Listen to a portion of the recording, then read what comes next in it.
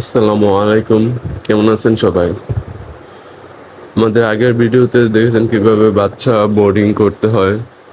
আমরা এই ভিডিওতে দেখাবো আজকে বাচ্চার বয়স 7 দিন, কিভাবে পরিচর্যা করি এবং কি কি মেডিসিন দিচ্ছি এবং কি খাবারটা দিচ্ছি এ সম্পর্কে বিস্তারিত জানাবো।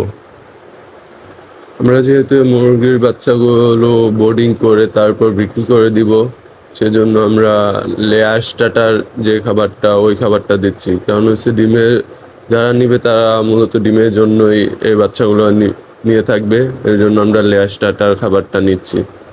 তাই আমরা প্রথমে প্যারাগনের লেয়ার স্টার্টার খাবার আনতে বাজারে চলে গেলাম। বাজার থেকে লেয়ার স্টার্টার খাবারটা নিয়ে তারপর বাসায় আসলাম। বাসায় আসার পর প্রথমে আমরা সব খাবার পাত্রগুলো বের করে নিলাম এবং পানির পাত্রগুলো বের করে নিলাম। বের করে নেওয়ার পর আমরা সব তুষগুলো উল্টে পাল্টে দিব, যাতে তুষগুলো শুকনো শুকনো জর্জরা থাকে। সেজন্য আমরা আর্চা যেটা জিনিসটা ব্যবহার করে থাকি। তাই প্রথমে আমরা সমস্ত তুষগুলো নাড়াচাড়া করে উল্টায় দিব। উল্টিয়ে দেওয়ার পর প্রথমে খাবার পাত্রগুলো দিয়ে খাবার দিয়ে দিলাম। আপনারা দেখতেছেন বাচ্চাগুলো কি চঞ্চল ও কি দৌড়দৌড়ি করছে এবং খাবারগুলো সুন্দরভাবে খাচ্ছে। আর আপনারা সবাই জানেন বাচ্চাগুলো আমাদের নিজস্ব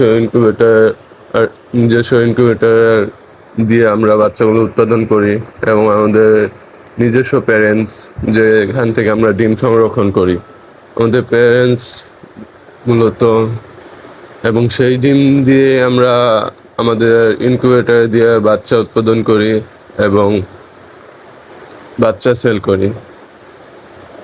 আলহামদুলিল্লাহ আমরা প্রতিদিন 200-র বেশি ডিম পাচ্ছি। ইনশাআল্লাহ আশা করছি ডিমের সংখ্যাটা আরও বৃদ্ধি পাবে, তখন ইনশাআল্লাহ বাচ্চা উৎপাদনটা আরও বেশি করতে পারবো। দোয়া করবেন সবাই ইনশাআল্লাহ। বাচ্চার খাবার দেওয়ার পর পাত্রগুলো ভালো করে ধুয়ে তারপর আমরা পাত্রে পানি দিব। আর যেহেতু আজকে 7ম দিন, তাই আজকে বোর্ডিংয়ের লাস্ট ওষুধগুলো দিব এবং বোর্ডিংয়ের জন্য শেষ ঔষধ।